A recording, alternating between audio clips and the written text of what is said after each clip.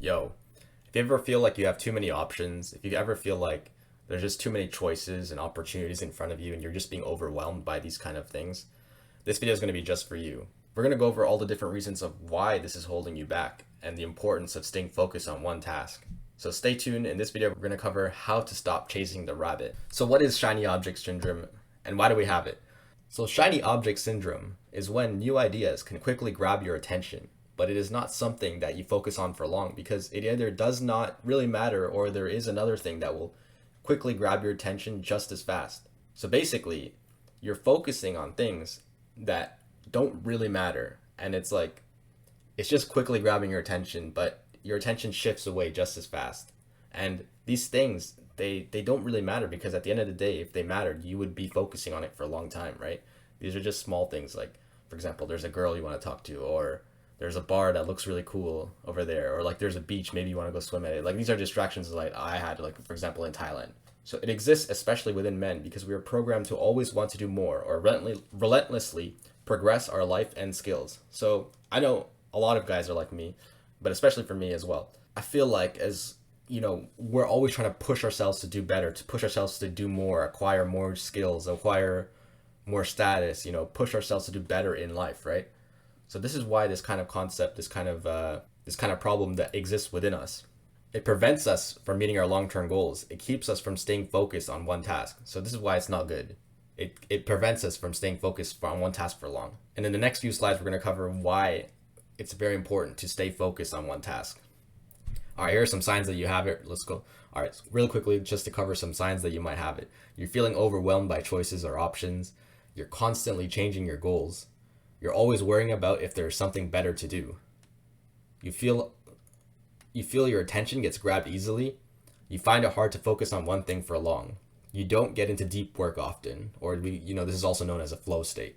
If you have any of these, if you can relate with any of these, you might have shiny object syndrome. All right, let's go over the first reason why it's really bad for you. So let me just move my camera up. All right, so for the first reason is frequent distractions will hold you back significantly. So I was talking with a new friend that I made in Koh Samui the other day. And so we had a discussion. We were talking about, how to do work and, our YouTube channels and whatever else. And so he brought up this idea that made a lot of sense to me. It resonated with me. He said, your fragmented attention, it leads to weaker intention. So your attention is very, very important. You need to be able to be focused on one thing. A lot of times in this day and age, we struggle with that, especially with our phones or with social media, with YouTube, whatever else, right? So fragmented attention leads to weaker intentions, meaning that we're pursuing what we actually want to pursue with less intention than what we actually initially had planned to do. Less intention means less effort. Less intention will lead to less results. All right, now let's talk about two concepts that I learned from a YouTube channel called Outperform. I'll link that in the description for later. But the first concept is called the single skill approach. So it's like a ramp up philosophy or compounding effects, similar to the gym, where it's like you need to go for a while in order to actually ramp up and see the effects compound. At the start, you're putting a lot of effort, but you're not seeing too many results. But only once you start to go consistently, once you start to, stick to a routine, that's when you see the results start to compound on top of each other. So it's very similar with other aspects in life as well. The single skill approach, you can see here. So you have skill one, and then you see you want to get to this X, right? You want to get to this X, you want to go push beyond this X because that's where you will see the results skyrocket, right? But if you focus on skill one and then, you get distracted and you drop down to skill two, and then you focus on that for a while and then, you drop down because you got distracted again and you focus on skill three. So you can see that you never get to that phase where it's like your effects and your results are compounding because you're focusing on too many things at the same time. Rather, it's more beneficial to focus on one thing for longer. And the second concept is called the inefficiency zone. I'll cover this really quickly. So basically, what this concept is talking about is saying that you only have a certain amount of energy per day. You only have a certain amount of energy that you can expend per day. And so you can dedicate that energy towards leveling up different skills. And so each skill has a MV, which is like your maintenance stage. So if I want to maintain a skill, I need to only put in this much effort. And then it has a MEV, which I forgot what it means, but It basically means you need to put in that much effort at least to level up that skill, right? So let me give you an example of how this relates to me.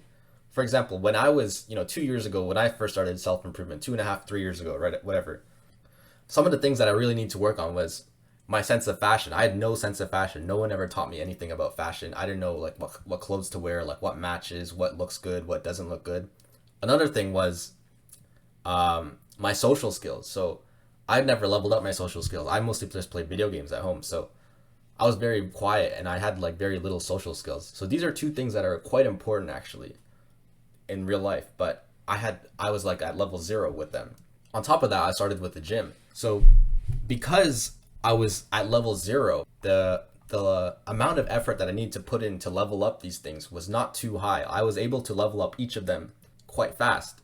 Gym as well. So we know the noob effect. We know the noob gains, we call it in the gym, where it's like very, very new. You get noob gains, right? However, as I leveled these skills up, so now like my sense of fashion, I'm not saying it's the best ever, but it's not where it's at where I was a noob. And same thing with my social skills. Now I can like carry conversations and such, but maybe now the next step would be like cold approaching or something, right? Cold approaching girls. Now the amount of effort needed to level up a skill such as my social skills or my sense of fashion is much higher. And on top of that, I'm trying to do other things. I'm trying to focus on my YouTube. I'm trying to focus on starting up my coaching courses. On top of that, I'm still trying to maintain the gym, right? If I try to level up everything at once, I'm going to be very inefficient. If I'm always, allowing myself to be distracted because, oh, there's a girl there, maybe I should talk to her. Oh, there's something here, maybe I should talk to this person. Oh, there's a bar there, I can go and socialize there. Oh, there's these clothes here, maybe I should go and buy one. Can I get this clothes? Can I get that clothes? There's so many markets in Thailand, right? So if you're constantly being distracted by these opportunities, you're going to be very inefficient. So the best thing to do is to maintain the skills that you already have while meticulously focusing on leveling up the skills that you actually want. And not worry too much about don't want to level up right now. All right, now let's talk about a concept that we learned in economics class. It's called opportunity cost. So basically what opportunity cost is, so let's say you can do two things today. You can do option 1 or you can do option 2, but you can only do one of them. So let's say you decide to do option 2. If you choose to do option 2, then the opportunity cost of doing option 2 was that you option 1 because you can no longer do option 1. So in the same concept, so to make that more practical, let's say one night you can either choose to work on your business or you can choose to go to the club. If you choose to go to the club, the opportunity cost of going to the club is working on your business. You could no longer work on your business. You could no longer work on your business for that night. The opportunity cost of partaking in shiny object syndrome is much higher than you think. So why? So you lose more time than you think, the money you spend adds up, and you waste effort on things that are not contributing to what you desire. So basically, to summarize, all three of these things are very, very limited. They're much more limited than you think. And also, you lose a lot more than you realize. You lose more time than you realize. You lose more money than you realize. And you waste more effort than you realize. So the hidden costs, we'll cover the hidden costs very quickly. You need to spend time to re-ramp up on your main task. You cannot achieve flow state or enter a state of deep work if you're always being distracted endlessly. You have less resources to push yourself forward in the area that you actually want to progress in. So I say it many times, your phone is the biggest distraction that you can ever have. Your phone has the power to literally distract you for 6, 7, 8 hours, the whole day if you want.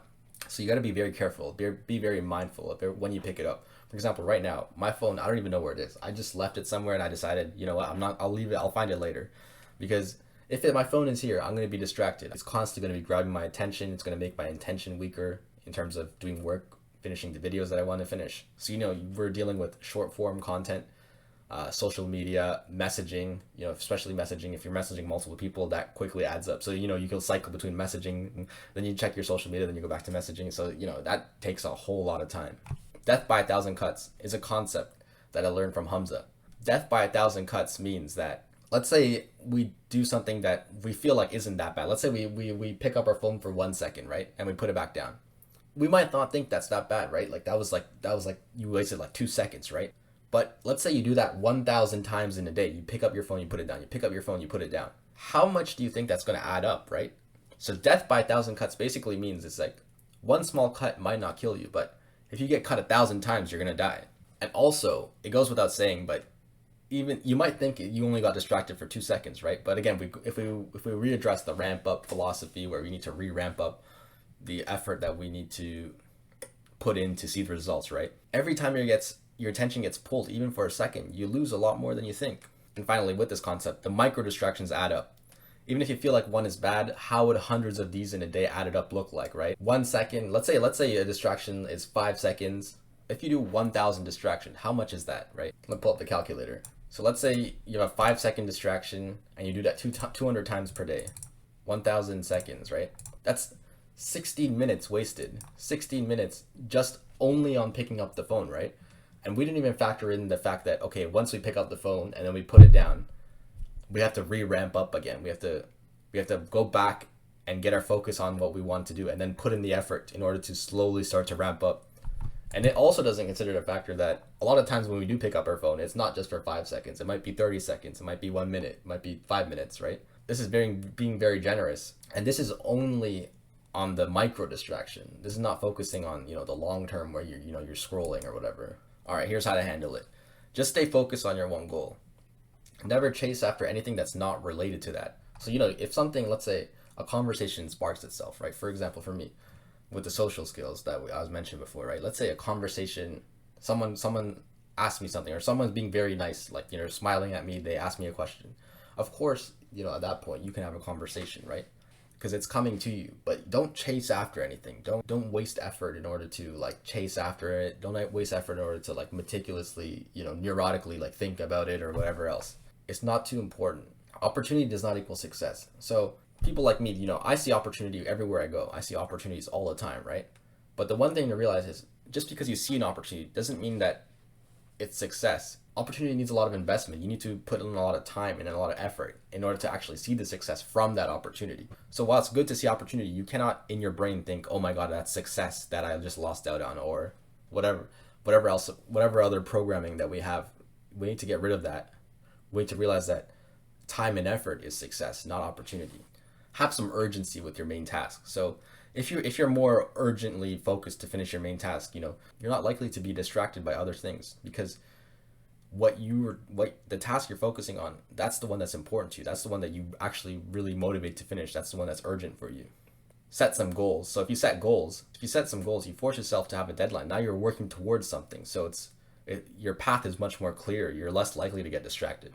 Set smaller goals. So smaller goals day by day or even week by week.